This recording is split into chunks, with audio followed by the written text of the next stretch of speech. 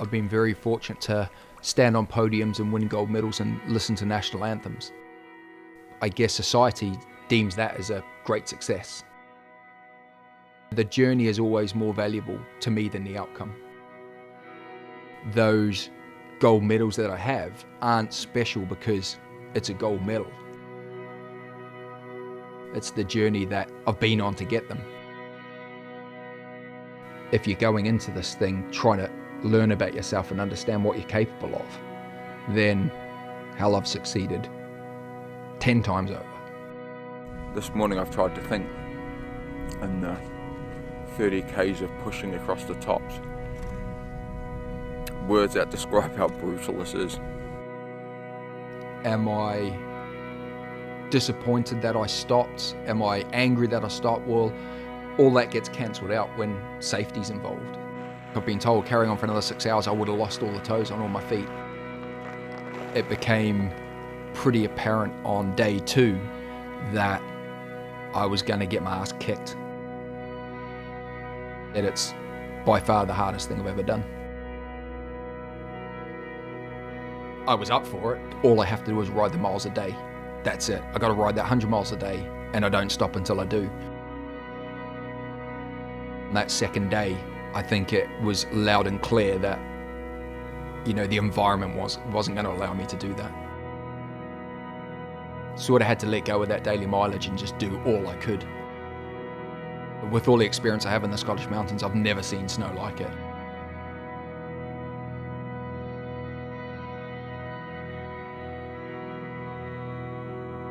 It's way harder than I thought it was going to be. I knew it was going to be hard, but it's so much harder.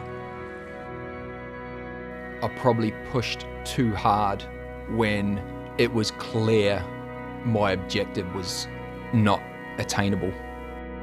I needed more time, but I didn't have it.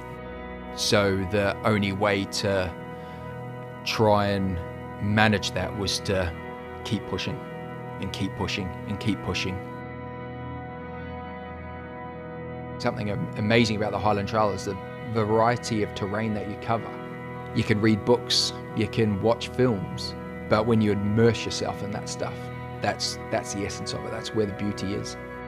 The freedom I felt being able to ride, in the mountains and on that terrain was ecstasy. It was amazing.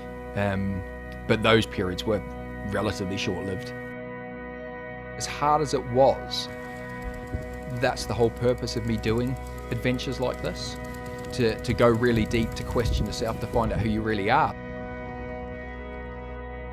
Pushing up the top of Glen Golly, I think this is. Trying to get to the Bate Horn. Gotta say, it's a bit of a killer. Going around the Bate Horn was a 17-kilometre section, and it took me 18 hours. I signed on to going through the night. I knew I was going to have to go through the night, but the conditions, the blizzard, the deep snow, I knew I was empty. I needed to stop, but there wasn't anywhere to stop. Here we go. I've gone about 200 meters in an hour.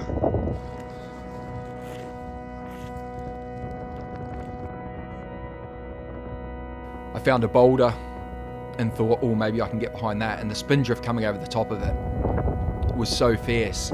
As quickly as I cleared a platform for my tent, it had just filled back in behind me. And I knew at that point that I was in this for the long haul. My arms were cramping, my legs were knackered, everything was frozen, I hadn't drunk anything for a while. I knew the safest thing to do was keep going. Too many hours pushing. I didn't waver, I didn't lose my cool, I never got upset during that battle. And I signed up for that at 9 o'clock when I left Glen Golly, and I knew it was going to be hard. That never got to me.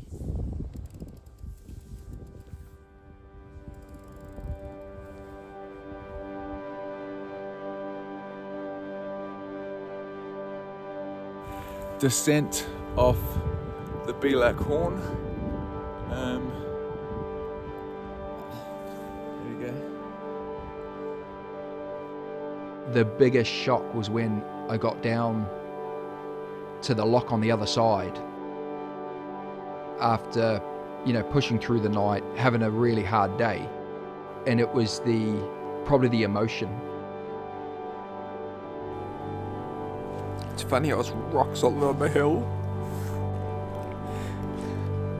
Now I'm a mess.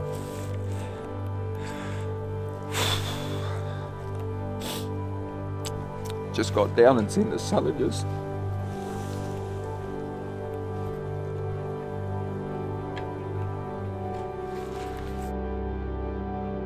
It was the release, I think, of all the things over that night that I just didn't allow myself to think about.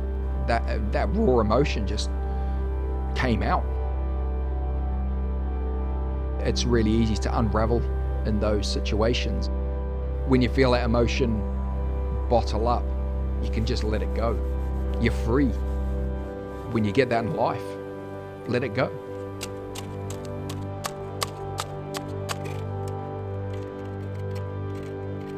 With only, 6 hours of daylight during the ride, I was going to spend the majority of time in the dark, and I've got to deal with that.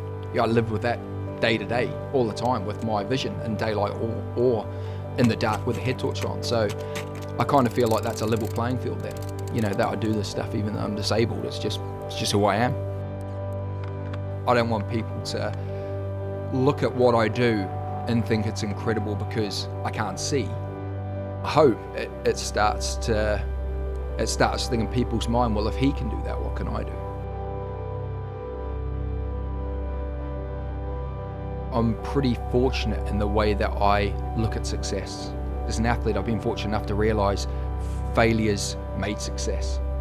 I fail on a daily basis with what I do for training and racing, but that's when you learn the most. That journey was for me massively successful because I discovered and learned so much about myself. I grew as a person. I found things out about myself I didn't know. That's success. Records will be broken. Success for me is going beyond yourself and learning about yourself. I've got a problem. I'm getting frostbite on my feet. I need to try and find some toe warmers or hand warmers or something, or else they're starting to go waxy, and there's a couple of dark blue spots and they're completely numb.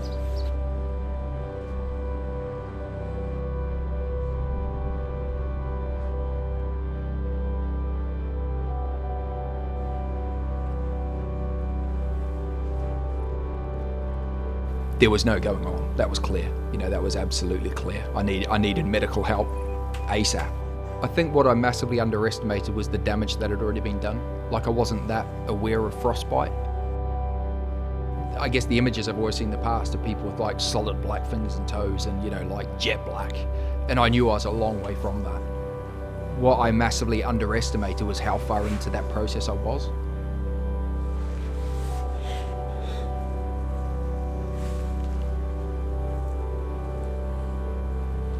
I've had to stop.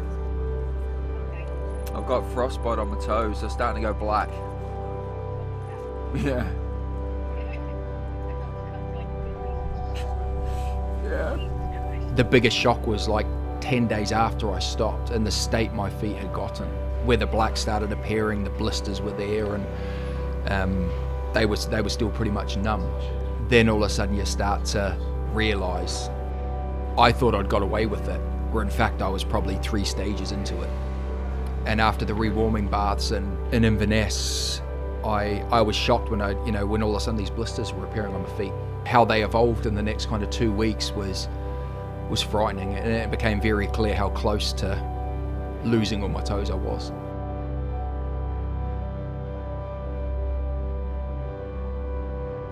I'd like to say when I go back, because I think I will, because the draw and the excitement of being in that position again, where you think you're completely on your knees and empty, and you carry on, you break through that ceiling, is too much to let go.